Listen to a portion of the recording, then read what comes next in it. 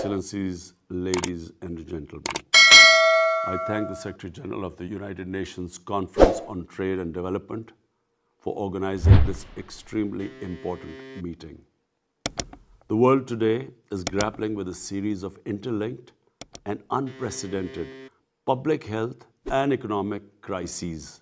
While the coronavirus does not discriminate between the rich and the poor, the most vulnerable people and countries have suffered the most.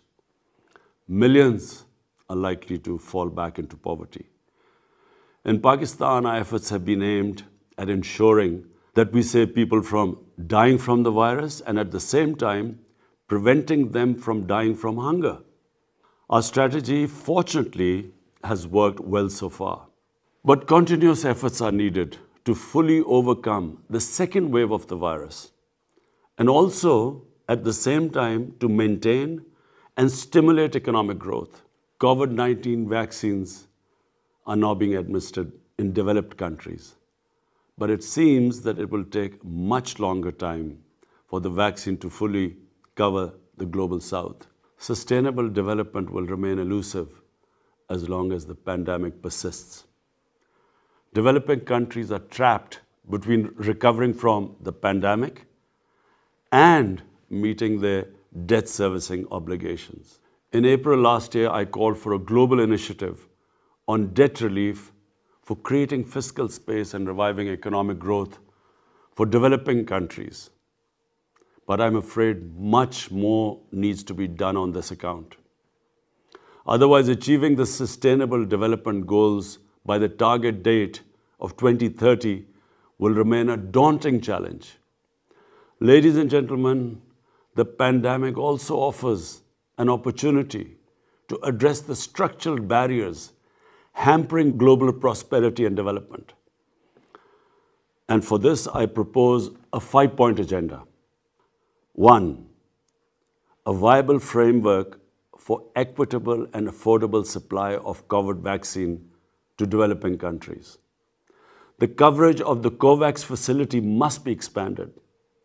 This would enable the developing countries to spend their precious resources on socio-economic development needs. 2. Additional debt relief by suspending debt repayments for the most stressed countries until the end of the pandemic, and restructuring of the public sector debt under an agreed and inclusive multilateral framework, and expanding concessional financing through multilateral development banks. 3. A general allocation of special drawing rights of $500 billion to help alleviate balance of payment pressures. 4. Return of stolen assets held by corrupt politicians and criminals.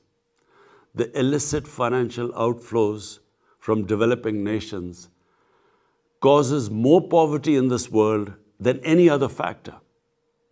Reportedly, a staggering amount of $7 trillion is parked in haven destinations. And it is also reported that $1 trillion annually leaves the developing countries for these haven destinations.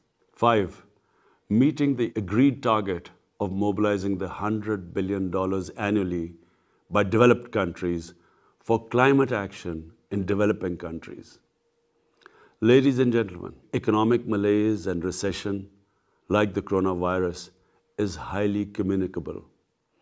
Global policy measures along the lines I have outlined are urgently needed to save lives, revive economies, and build back better.